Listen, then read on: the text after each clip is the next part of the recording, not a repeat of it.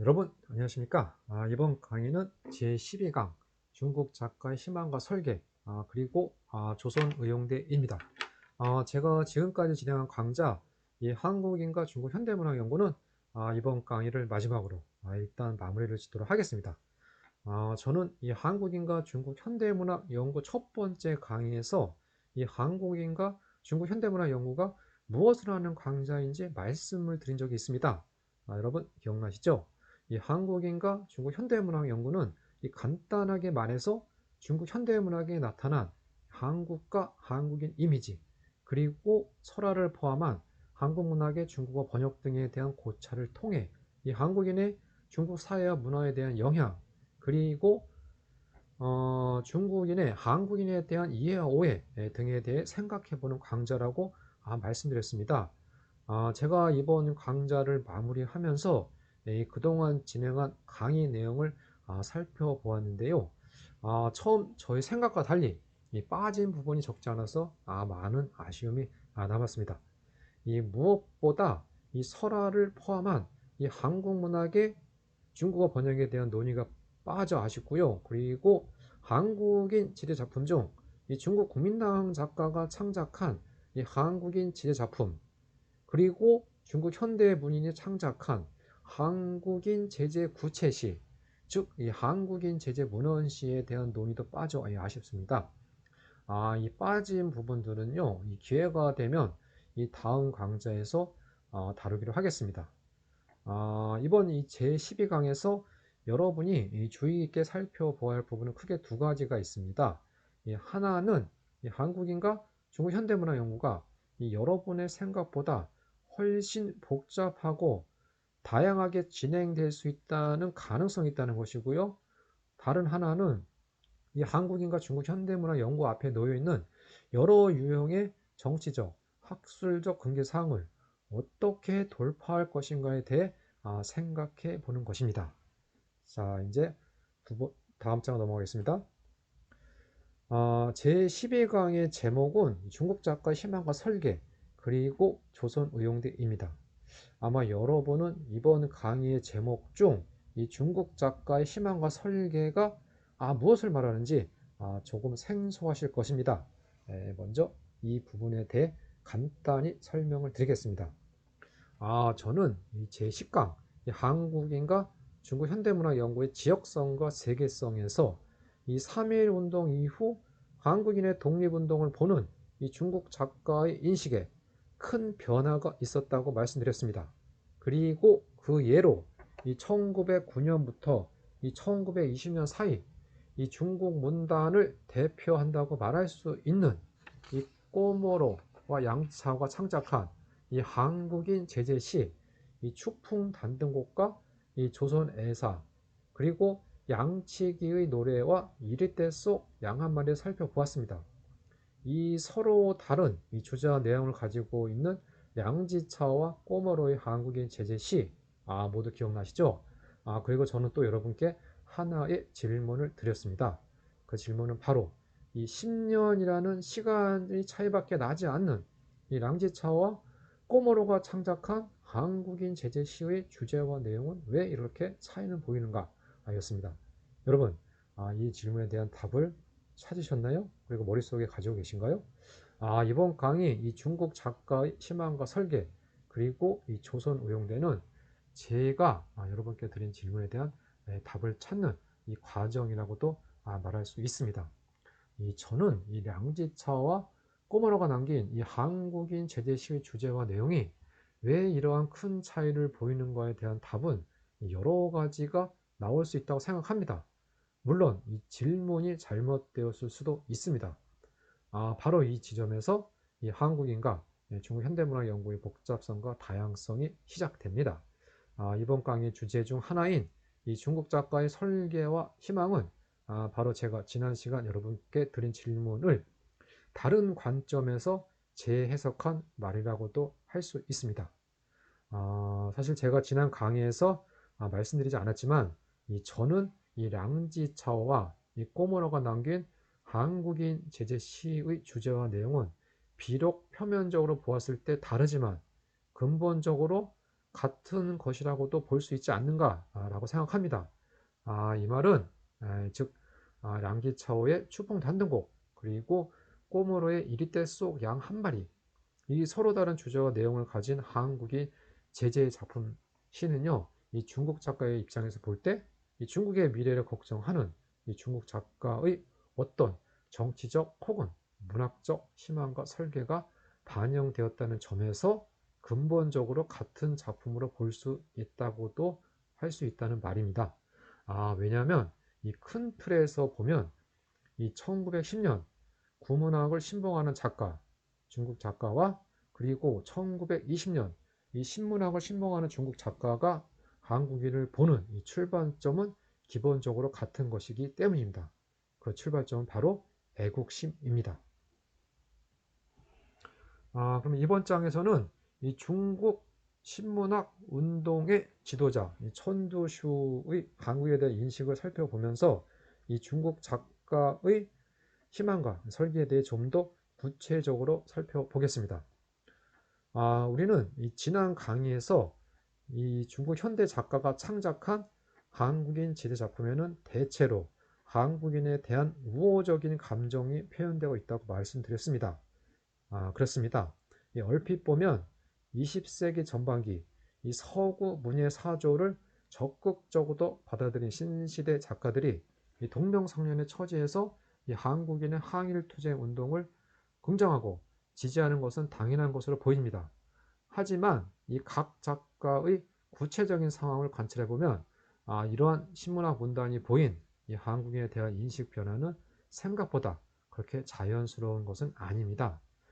지금 화면에서 보이는 현대 중국의 사상가이자 혁명가로 문학혁명자의 지도자였고 또 중국 공산당의 창시자 중 한 사람이었던 이 천두슈가 이 3.1운동 발생 4년 전에 보였던 이 한국인에 대한 인식과 그 묘사는요 지금 여러분이 상상하지도 못할 만큼 구시대적이었습니다.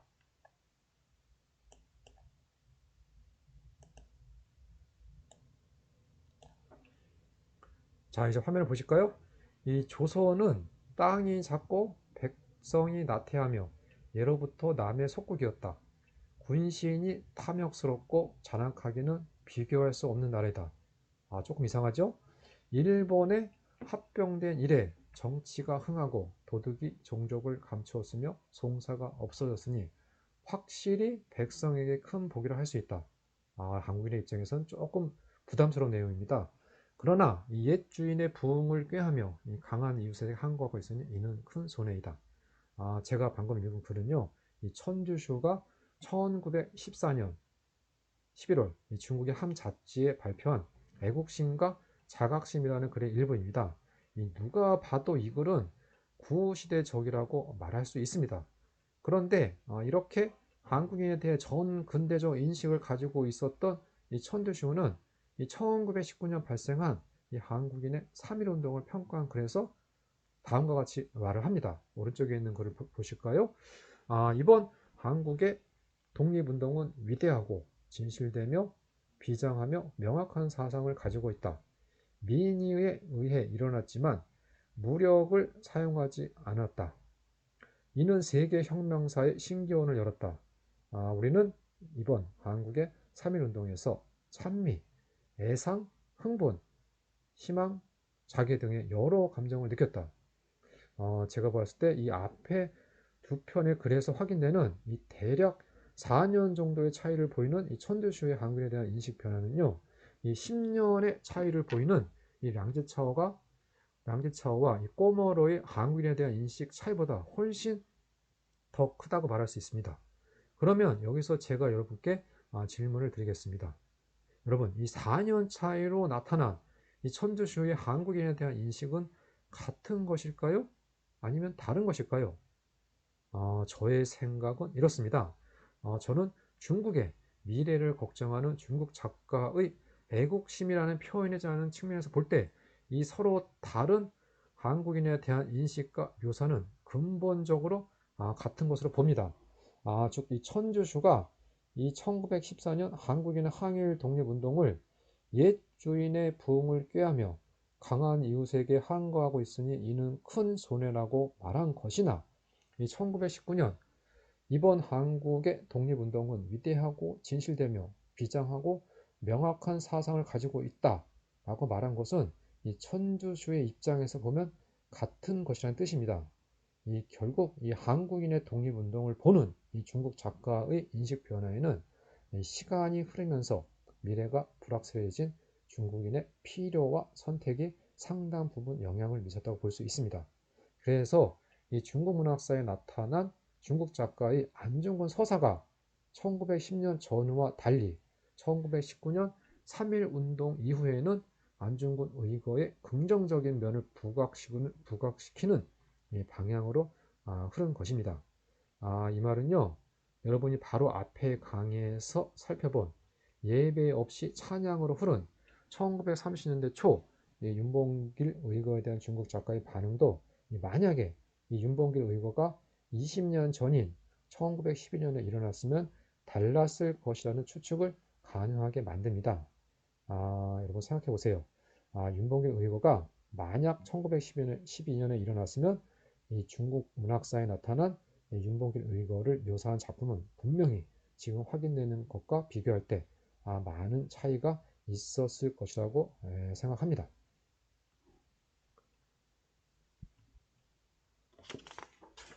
이와 같이 이 여러 유형의 경우를 고려할 때 저는 한국인의 입장에서 1920년 이후 대사가 된 이 중국 작가의 한국인 항일 독립 투사에 대한 찬양도 이 작품 내용을 기계적으로 해석해서 마냥 기뻐한 일은 아니라고 생각합니다. 저는 그 예를 이 중국 작가의 조선의용대 관련 작품 창작과 이 조선의용대 문명에서 찾습니다. 이 중국 문학사적 측면에서 볼 때요, 20세기 전반기 이 조국의 독립을 위해 항일 투쟁하는 한국인이 중국 사회와 문화에 끼친 영향은 상당히 큽니다. 하지만 동시에 이러한 한국인의 항일 투쟁에 자신들의 정치적 문학적 희망을 투사한 이 중국 작가의 정치적 주문이 한국인에 미친 영향도 결코 작지 않습니다. 가장 대표적인 것이 이 조선의용대 대원에 대한 중국 작가의 문학적, 정치적 설계입니다. 그러면 이번 장에서는 이 중국 작가의 정치적, 문학적 희망과 설계가 반영된 조선의용대가 어떤 단체인지 그 성립과 발전 과정을 살펴보겠습니다. 이 조선의용대는요, 1938년 10월 10일 중국 후베이 성 우한에서 100여 명의 인원으로 창설되었습니다. 약 2년 7개월 정도 이 국민당 지구에서 활동하던 조선의용대는요, 1941년 6월 이 80여 명의 인원이 화북의 공산당 지구로 이동하면서 조선의용대는 두 개의 서로 다른 방향으로 성장하게 됩니다. 우선 이 팔로군과 연합한 조선의용대 화북지대는 이 중일전쟁이 끝나면서 그 활동 무대를 만주 지역으로 옮기게 되고요. 국민당 지구에 남은 조선의용대 대원은 한국 광복군에 편입해서 한국 광복군의 일원으로 활약하게 됩니다. 여기서 참고로 이 조선의용대의 명칭과 관련해서 여러분께 설명을 드릴 필요가 있는데요. 이 화북으로 건너간 이 조선의용대는 1940년 7월 조선의용군으로 이름을 바꿨습니다. 그래서 이 현재 학계에서는 이 조선의용대와 조선의용군을 혼용하여 사용하고 있습니다. 저도 이번 강의에서 이러한 사실을 고려해서 이 조선의용대와 조선의용군의 명칭을 필요에 따라 혼용하여 사용하도록 하겠습니다. 1945년 일본 제국주의가 패망할 때까지 보여준 이 조선의용군의 항일투쟁 역사는 1940년대 한국인의 항일 무장 투쟁사를 논할 때 빼놓을 수 없는 부분입니다. 하지만 이 조선의용군 구성원의 정치 성향, 그리고 6.25 전쟁, 한국전쟁이죠. 당시 인민군의 주력으로 참전한 전력 등을 이유로 인해 1980년대 상반기까지 이 조선의용군이라는 존재는 이 한반도 남부에서는 이 자유롭게 논의되기 어려웠습니다. 이 한반도 북부, 즉 북한에서는 이 또 다른 이유 때문에 이 조선의용군의 존재가 역사에서 밀려났는데요. 이것은 조선의용군 출신이 중심이 된 연안파와 당시 북한의 정치적 중심 세력이었던 이 김일성파와의 정치적 갈등과 관련이 있습니다. 이 1956년 이 김일성 파와의 정치 투쟁에서 패한 연합파는 이 당과 군대에서 축출되는데요. 이는 이 북한에서 조선의용군 관련 역사 기록의 왜곡과 삭제로 이어졌습니다. 이런 측면에서 보았을 때 이 중국의 조선의용군의 태도는 이 시종일관 우호적이었다고 말할 수 있습니다. 일단 이 중국 정부의 입장이 그러합니다. 예를 들어 살펴보면요. 이 현재에도 이 베이징, 시안, 예난 등 이 중국 각지에 있는 주요 혁명기념관에 이 조선의용군의 활동을 담은 사진이 걸려 있고요. 이 조선의용군의 활동을 기리는 기념비가 세워져 있는 것도 있습니다. 이것뿐만이 아닙니다. 이 조선의용군 간부라 할 수 있는 이 정률성이 이 작곡한 이 팔로군 행진곡은 여전히 현재도 중국 인민해방군 군가로 애창되고 있고요. 2006년에 팔로군 항일 전적지인 태행산에는 이 조선의용대 출신 작가 이 김학철과 조선의용군과 밀접한 관계를 맺었던 한국 현대문학 작가 김사량의 항일 문학비가 세워져 있습니다. 이것은 2006년 하얼빈에 안중근 동상이 세워졌다가 이 중국 정부에 의해 10여일 만에 철거된 것을 생각하면 상대적으로 비교되는 상황이라고 말씀드릴 수 있습니다. 즉 이렇게 이 민족 문제에 줄곧 강경한 입장을 견지한 중국 정부에게도 이 조선의용군은 예외였던 것입니다.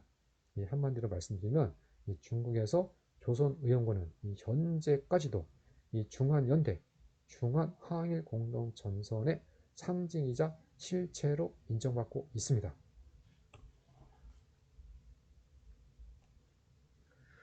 이번 장에서는 이 중국 현대문학을 대표하는 작가 이 꼬모러가 묘사한 이 조선의용대는 어떤 모습을 하고 있는지 구체적으로 살펴보도록 하겠습니다. 지금 화면에 보이시는 글은 이 꼬모러가 1948년 발표한 이 조선의용군이라는 작품의 일부입니다. 이 국공내전에서 이 공산당이 최종 승리를 거두기 전 이 1948년 이 중국 공산당 문화 부분의 지도자 꼬모러는 이 홍콩에서 체류하고 있었습니다. 이 당시 꼬모러는 이 홍콩의 한 신문에 항일 전쟁 시기를 회고하는 항전 회고록이라는 작품을 약 3개월간 연재하였습니다. 지금 보시는 이 조선의용군은 바로 이 항전 회고록의 제13장 제5절을 이루는 내용입니다. 여러분의 이해를 돕기 위해서 제가 한번 읽어볼까요? 화면을 같이 보시기 바랍니다. 이것은 조선의용대 친구에게 감사를 드려야 하겠다. 이들은 철수하기 며칠 전 동원되어 이 사업을 맡았던 것이다. 제3창에서 반포한 대적표 구호지가 내가 임시로 만들어낸 몇 가지에 근거하여 이 한 곳이 쓸 수 있는 곳이면 될수록 써놓기로 한 것이다. 내가 직접 목격한 바에 의하면 이 친구들의 진지한 노력에 의하여 온 한코시는 문자 그대로 하나의 정신보루로 만들어 놓았다. 이것은 내가 일부러 과장하여 말하는 것이 아니라 사실에 근거한 것이다. 후일 포로들의 진술을 통해서 안 일이지만 적들은 우한시를 점령한 후 이 표어들 때문에 골머리를 앓았다. 그들은 거의 사흘이 걸려서 이 표어들을 지울 수가 있었다. 하지만 거리에 써놓은 표어는 지울 수가 있어도 머릿속에 박힌 것들은 지울 수가 없었을 것이다. 내가 탄 차가 성뒤 거리를 지날 때 표를 쓰는 사람들은 일을 계속하고 있었다. 그들은 4대씩 무리를 지어 역청이나 페인트를 들고 사다리를 메고 다니면서 부지런히 시간을 다그치며 일을 하고 있었다. 이러한 모습은 나에게 제일 큰 감격을 주었고 또 나를 제일 부끄럽게 한 광경이었다는 것을 나는 인정해야 하겠다. 이들은 모두가 조선의용대 친구들이고 중국 사람은 확실히 한 사람도 없었다. 중국에도 일본어를 아는 인재가 적지 않을 것이다. 일본 유학사만 해도 최소로 몇십만은 되지 않겠는가? 그런데 무한히 위험을 앞둔 이 시각에 대적표를 쓰고 있는 것은 조선의 벗들 뿐이었다.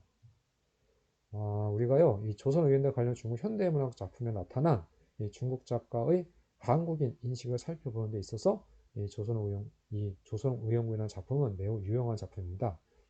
이 작품은 조선의용대 창설 직후인 1938년 10월 24일경 이 조선의용대 대원의 항일 투쟁에 대한 작가의 감상을 적은 그리지만 이 글의 창작된 시점은 그보다 후인 1948년입니다. 따라서 이 글에 나타난 이 꼬머로의 조선의용대에 대한 인식은 그의 조선의용제에 대한 최종적인 인식이라고도 말할 수 있습니다. 여러분, 이 글에 나타난 꼬머로의 조선의용대 대원에 대한 인식을 어떻게 정리하면 좋을까요? 물론 보는 관점에 따라서 이 꼬머로의 조선의용대에 대한 인식은 여러 가지로 정리될 수 있습니다. 하지만 이 한 가지 분명한 것은 있습니다. 바로 이 여러분이 읽은 이 조선의용군의 이라는 작품으로 확인되는 이 꼬머로의 한국인에 대한 인식은 이 과거라고 얘기하면 1920년대로 말할 수 있죠. 1920년대보다 훨씬 긍정적으로 변했다는 사실입니다. 이 부분을 다시 확인해 보면 이렇습니다. 앞에서 살펴본 1920년 전후 꼬모로가 창작한 두 편의 한국인 제재시 양치기의 노래와 이때 속 양 한 마리는 모두 한국인을 우호적으로 묘사했지만 이들 시에 흐르는 정조는 기본적으로 이 중국 시인의 한국인에 대한 동병상련적 감정의 표현입니다. 하지만 이 조선의용군에서 꼬모로는 더 이상 한국인을 동정하지 않았고 나약한 존재라도 인식하지 않았습니다. 그는 진정으로 한국인을 항일 전선의 동반자로 인식했고 이 한국인의 항일 투쟁에 진심으로 감동하였습니다. 여기서 다시 한번 말씀드리면 이 꼬모로가 조선의용대의 모습에서 새로운 한국인상을 발견했는데요. 그것은 뭐죠? 신뢰할 수 있는 전후 전사로서의 한국인이었습니다. 자, 이제 정리를 한번 해보겠습니다. 이 고대와 현대, 여기서 고대와 현대, 중국 고대와 현대죠.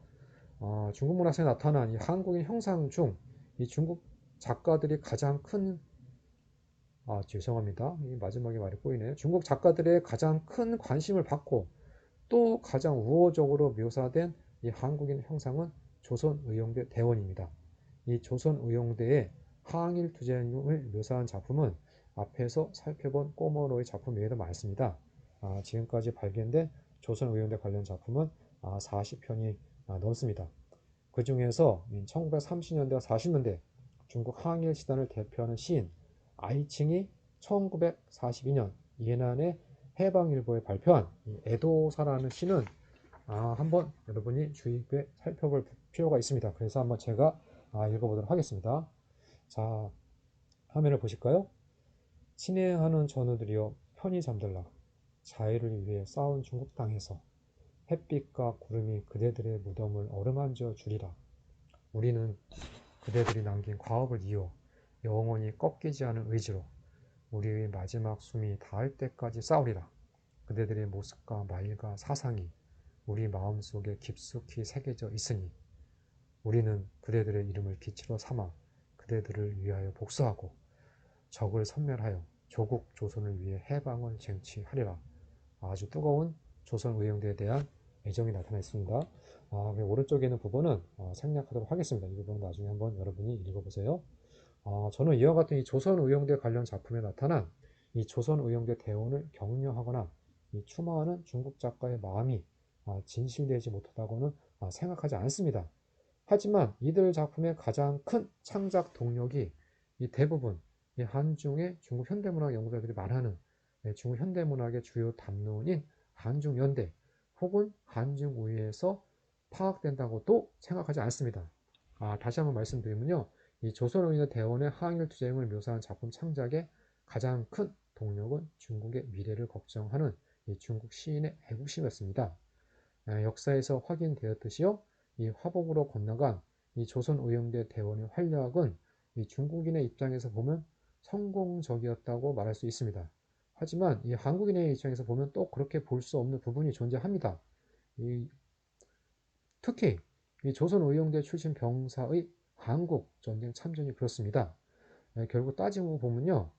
이런 조선의용대 관련 작품에 나타난 이 중국 작가의 어떤 희망과 설계는 결과적으로 봤을 때 성공했다고 말씀드릴 수 있습니다. 참고로 말씀드리면요. 이 조선의용대와 같이 한국인 무장단체였던 한국광복군에는 이 중국 작가들의 어떤 문학적 혹은 이 정치적 희망과 설계가 거의 발견되지 않습니다. 이러한 것을 봤을 때 우리는 이 한국인 관련 작품을 통해서 하나의 사실을 확인할 수 있습니다. 그 사실은요, 이 서로 다른 이 민족 국가 간의 문학과 문화 교류는 어떤 결핍에서 시작합니다. 하지만 결국은 이 자국의 문학적 이해관계가 반영된다는 사실을 한번 확인해 볼 수 있습니다. 바로 이 부분은요, 앞으로 여러분이 한국인과 중국 현대문화 연구를 진행할 때 고민해야 할 부분입니다. 그러면 제12강 중국 작가의 희망과 설계 그리고 조선 의용대는 여기서 마치겠습니다. 여러분 그동안 한국인과 중국 현대문화 연구 강좌를 함께 해주셔서 감사합니다. 다음에 또 뵙도록 하겠습니다.